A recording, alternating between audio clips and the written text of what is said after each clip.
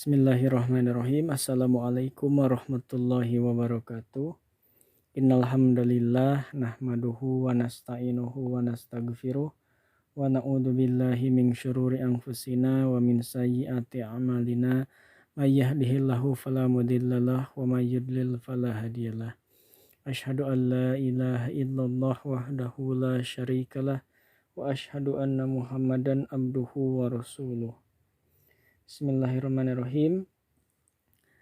Pada video kali ini insya Allah saya akan membacakan kitab Al-Bidayah wan Nihayah yang terjemahannya adalah Perjalanan Hidup 4 Khalifah Rasul yang Agung.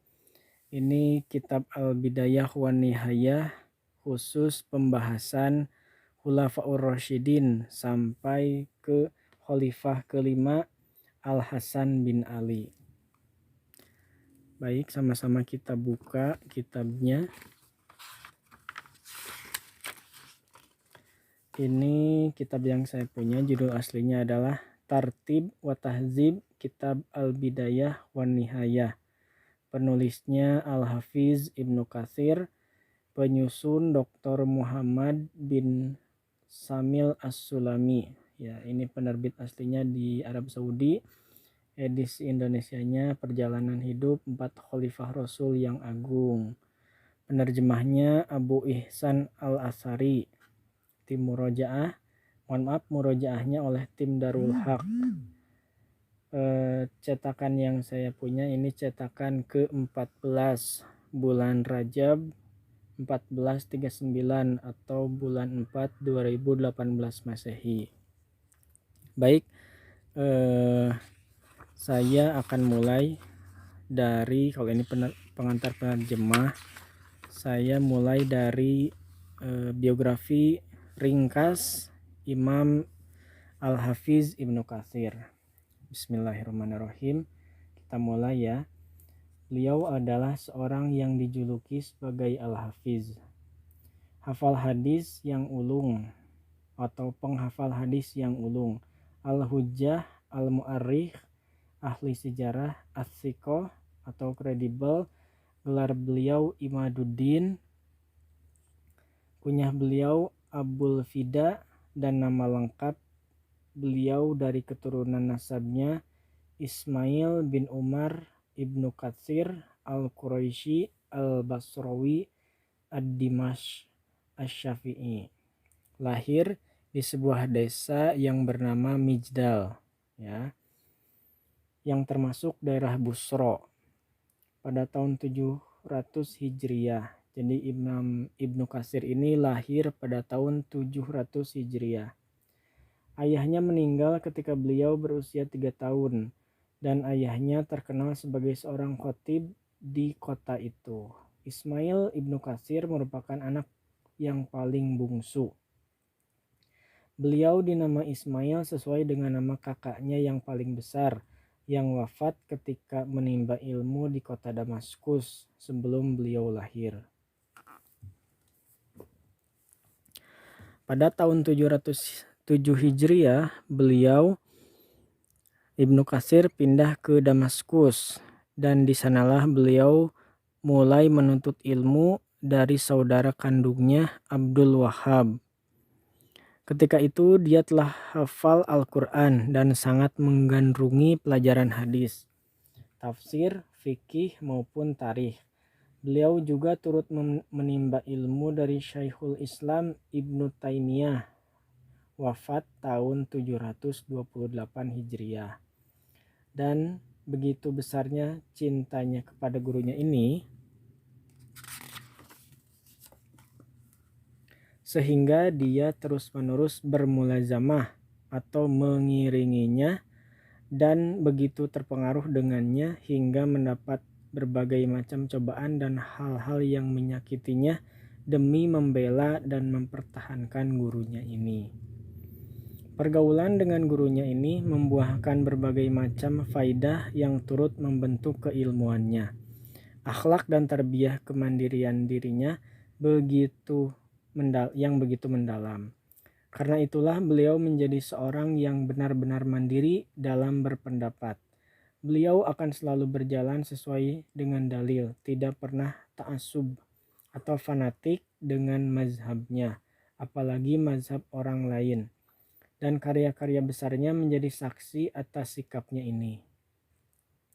Beliau selalu berjalan di atas as-sunnah, konsekuen mengamalkannya, serta selalu memerangi berbagai bentuk bid'ah dan fanatisme mazhab. Di antara guru beliau yang terkemuka selain Ibnu Taimiyah adalah Alamuddin Al-Qasim bin Muhammad Al-Barzali, ya, wafat tahun 739 Hijriah. Abul Hajjaj Yusuf bin Az-Zaki Al-Mizzi, ya, wafat tahun 742 Hijriah, dan Syamsuddin Ahmad bin Muhammad Az-Zahabi wafat 748 Hijriah. Para ulama di zaman beliau maupun yang datang sesudah beliau banyak yang memberikan kata pujian terhadap beliau. Di antaranya adalah Imam Az-Zahabi yang berkata mengenai ahli hadis, berkata mengenai dirinya, beliau adalah al-imam al-faqih, ahli fikih, al-muhaddis, ahli hadis yang menonjol dan tidak ada bandingannya, seorang ahli fikih yang handal, ahli hadis yang tersohor, serta seorang ahli tafsir yang banyak menukil. Murid beliau, Ibnu Haji, berkata, beliau adalah orang yang paling kuat hafalannya terhadap matan hadis dari orang-orang yang pernah kami dapatkan. Paling paham dengan takhrij dan para perawinya. Dapat membedakan yang sahih dengan yang lemah. Banyak menghafal di luar kepala berbagai kitab tafsir dan sejarah. Jarang sekali lupa dan memiliki pemahaman yang baik serta agama yang sholih. Ya. Agama yang sahih.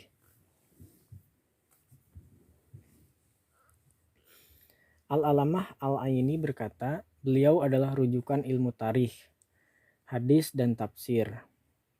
Ibnu Habib berkata, beliau masyhur dengan kekuatan hafalan dan redaksi yang bagus dan menjadi rujukan dalam ilmu sejarah, hadis maupun tafsir.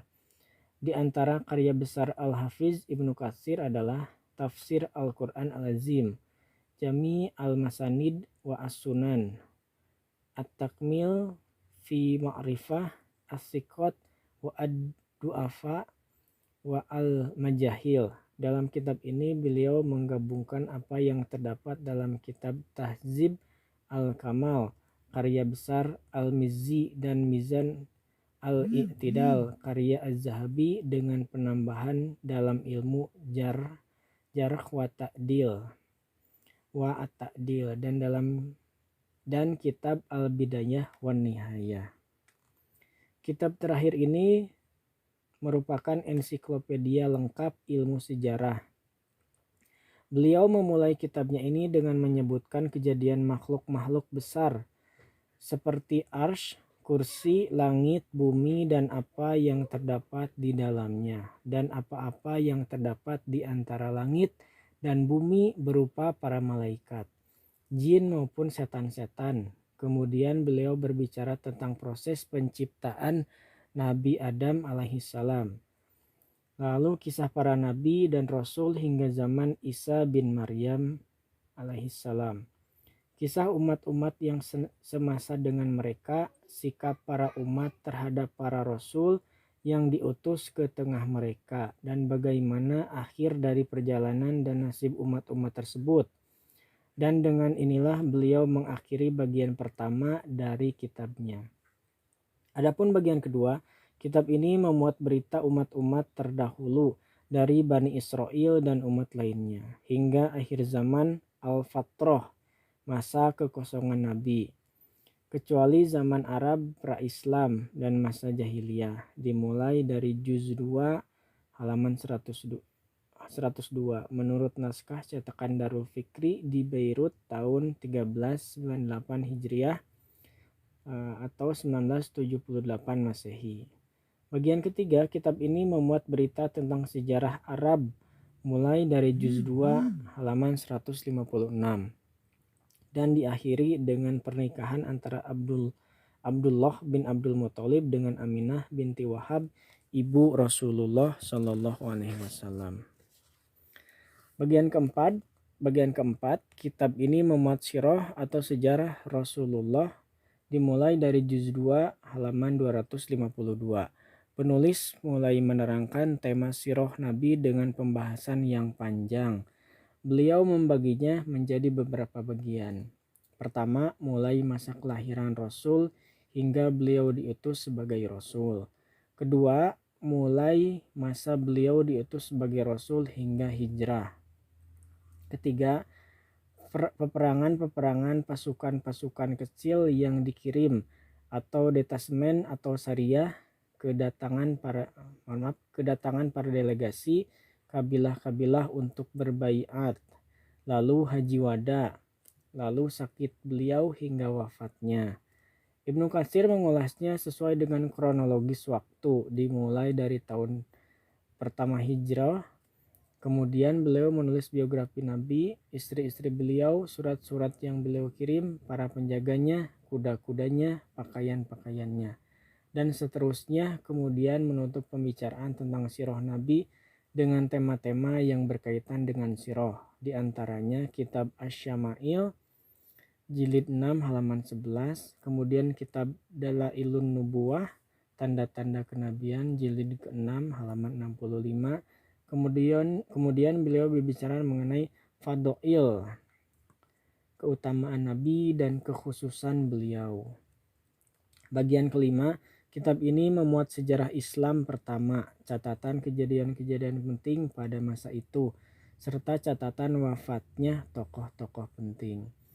Beliau menyusun kejadian-kejadian itu sesuai dengan urutan tahun, dari mulai tahun ke-11 Hijriah, juz 6 jilid ke-6, juz 6 halaman 301.